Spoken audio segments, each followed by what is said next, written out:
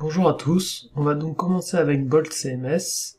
Me voici sur la page d'installation de ce CMS. Donc c'est très bien expliqué avec les différentes étapes à suivre. Sur mon PC, donc j'ai mis PHP 7.4 avec un MySQL 8.0 qui tourne. J'ai créé le Composer Create Project avec directement Composer installé sur le PC. J'ai configuré une base de données et donc on doit initialiser le projet avec cette commande, ou alors on peut faire un à un les commandes suivantes. Donc moi je vais choisir de faire ce bin console bolt setup pour faire avec vous l'étape. Donc là j'ai fait un listing pour voir un peu les différents fichiers, c'est exactement ce qu'on avait vu dans la précédente vidéo avec les différents dossiers. Donc il va nous demander un username, je vais l'appeler Julien, un password, que je vais garder secret. Il nous dit qu'il faut 6 caractères, donc on va mettre un mot de passe un peu plus compliqué. Et enfin, on va marquer un email.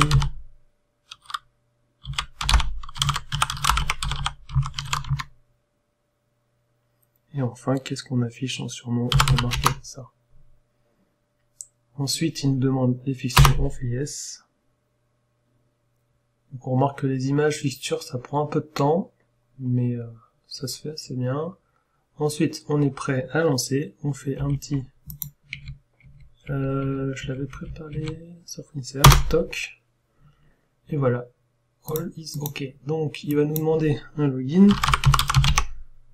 Il va nous demander un mot de passe.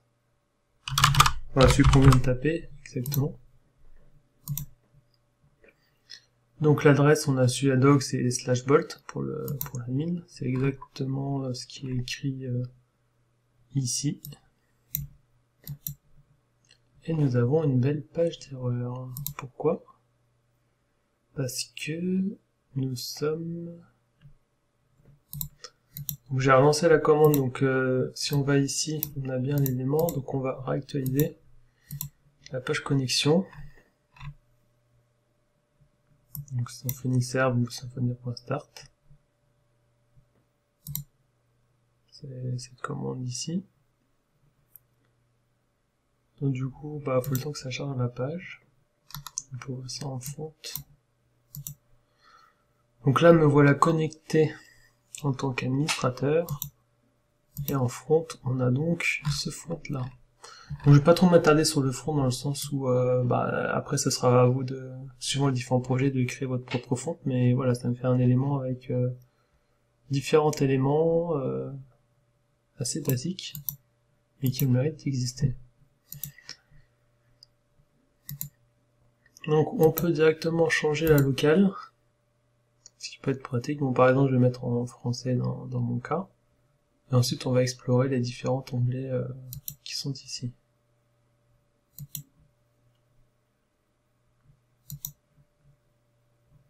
Et oui, c'est une belle 404 vu que ça n'existe pas.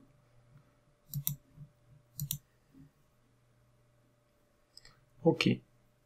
Donc là, j'ai mis en français. Et on voit qu'il y a certains éléments qui ont été traduits. Sauvegarder les changements. On va commencer par le tableau de bord. Donc on a les dernières infos par rapport à Bolt. Et on peut voir les différentes pages précédemment éditées. Pour un accès rapide. Donc j'imagine que homepage, c'est pour gérer la page de l'accueil qu'on vient de voir là.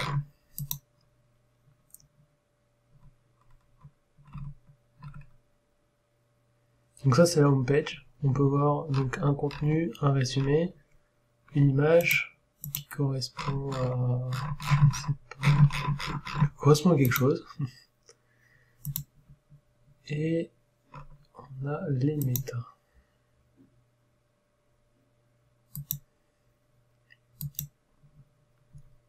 Ok.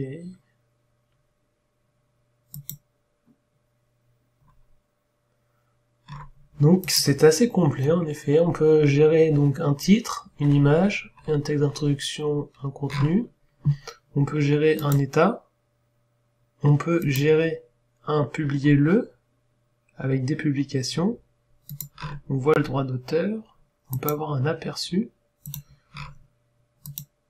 et on peut avoir des tags, j'imagine, qui seront utilisés par d'autres éléments.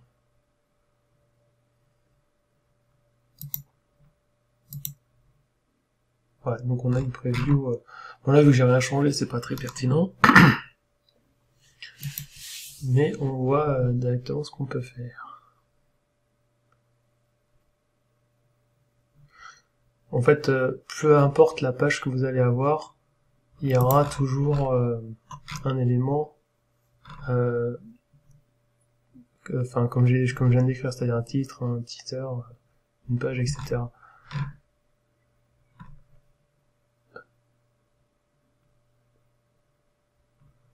On a même une version des changements. C'est vraiment poussé.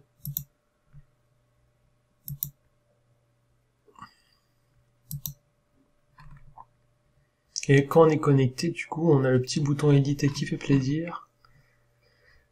C'est pas plus mal.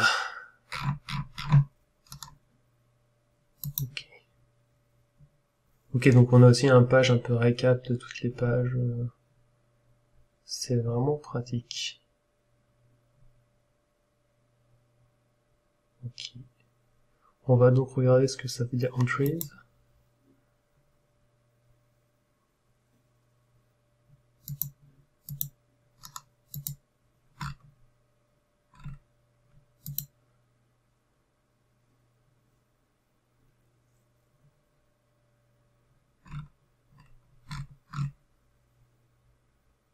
Ok, donc en fait on peut faire des types de pages différentes. Là par exemple, on pourrait imaginer avoir une vidéo avec une aperçu image. Et donc on pourrait mettre cet élément, j'imagine, dans ici dans le blog. Ok, soit.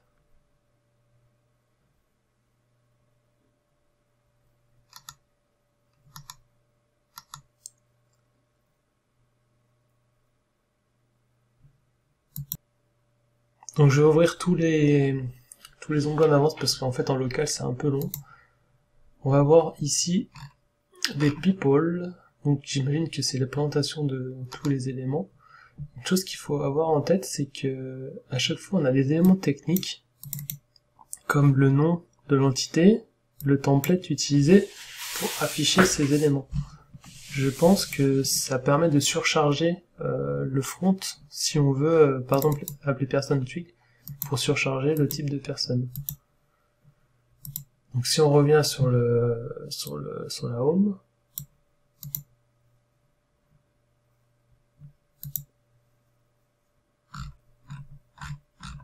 j'imagine que là, voilà, c'est toutes les gens du site.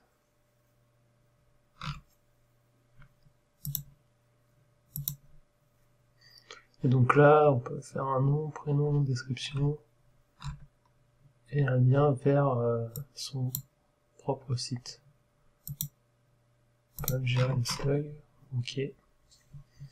C'est vraiment pratique. Ok, donc dans bloc, on va pouvoir gérer des éléments spécifiques. Donc par exemple là, c'est pour la page 403, 404, donc on peut directement éditer ces blocs-là.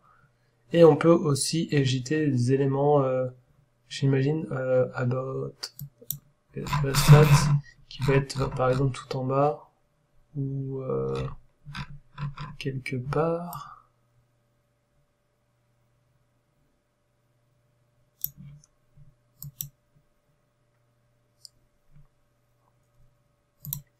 Donc je disais les blocs, voilà, c'est pour remettre des éléments sur le site, et on a une partie produit qui, à mon avis, va permettre de gérer les produits sur le site, que ce soit différents articles achetables ou non. Donc là, par exemple, un article avec des prix, etc.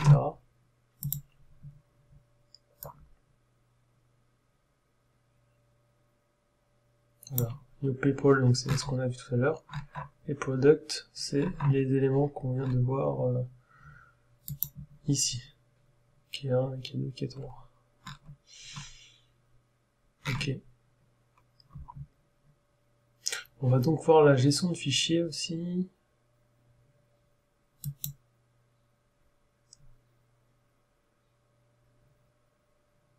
Donc on peut gérer assez facilement les fichiers, que ce soit à partir du CMS ou dans le dossier local. À mon avis, ça doit être en public file, voilà, donc on retrouve les différents éléments.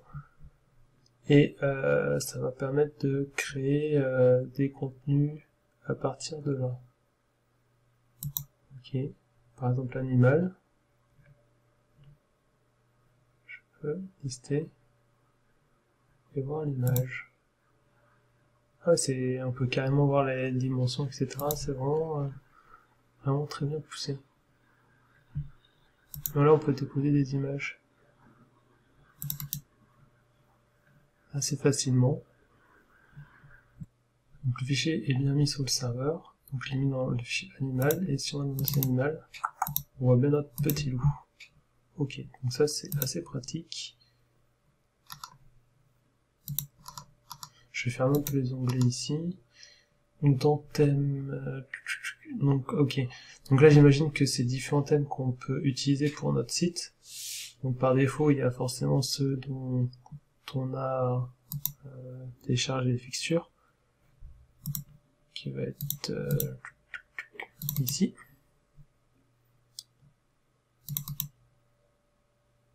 Avec les différents éléments pour gérer le thème. Je suis donc maintenant dans maintenance extension. Donc là je peux voir qu'on a des extensions à ajouter en plus. Donc par exemple, configuration de notice widget pour, j'imagine, notifier certains éléments. Un dashboard, mettre un widget pour voir le temps sur le temps, etc. Donc une gestion d'extension. Je ne vais pas rentrer dans les détails vu qu'on découvre ensemble. On a ensuite log API, vider le cache, etc. Donc log. Ok, donc là on voit que par exemple je me suis connecté, donc ça permet de tracer un peu les différents éléments. On a une API qui est déjà aussi prête. C'est plutôt pratique. Par exemple, si on veut brancher avec une application JavaScript, on sait qu'il y a des choses qui existent. Donc on peut vider le cache directement via la ligne. Et enfin, on peut éditer les traductions directement dans le fichier qui nous est mis. Et ensuite regarder ce qu'il y a dans user, main, configuration, hop, hop. Donc j'ouvre tous les onglets pour gagner du temps sur la présentation. Je vais fermer cela.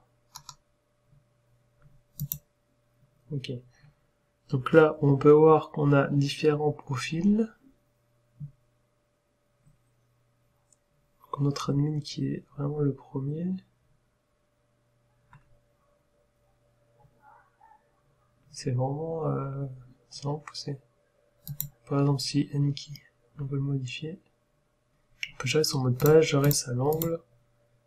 Et par défaut, on a donc admin ou role editor.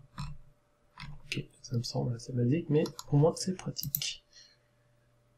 On met ensuite le fichier de configuration principale. Donc là, on retrouve les fameux fichiers root, service, etc. Du dossier qu'on peut directement accéder. C'est original comme façon de faire, mais pourquoi pas.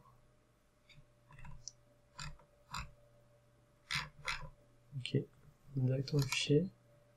Fichier config, bah, c'est celui qu'on a par défaut sur tous les sites, qui est directement dans le code source.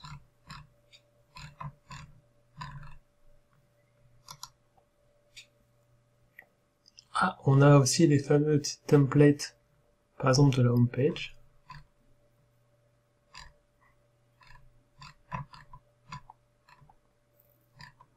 Ok. Donc en fait, si je comprends bien, là, on a exactement tous les menus qu'on a ici. Content, Entries, Block, etc.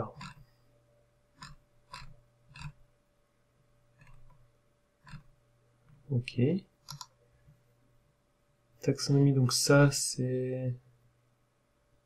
Ok, c'est les éléments qu'on a vus dans page, avec les tags, les groupes, les catégories, les menus. Donc menu, j'imagine bien que c'est le menu ici, qu'on peut voir là. Fichier route. Et enfin, un fichier de configuration de système. Ok, on peut cacher ça. Ok, et ben je pense qu'on a fait le tour de l'administration. Dites-moi ce que vous en pensez en commentaire, et on va passer à la suite.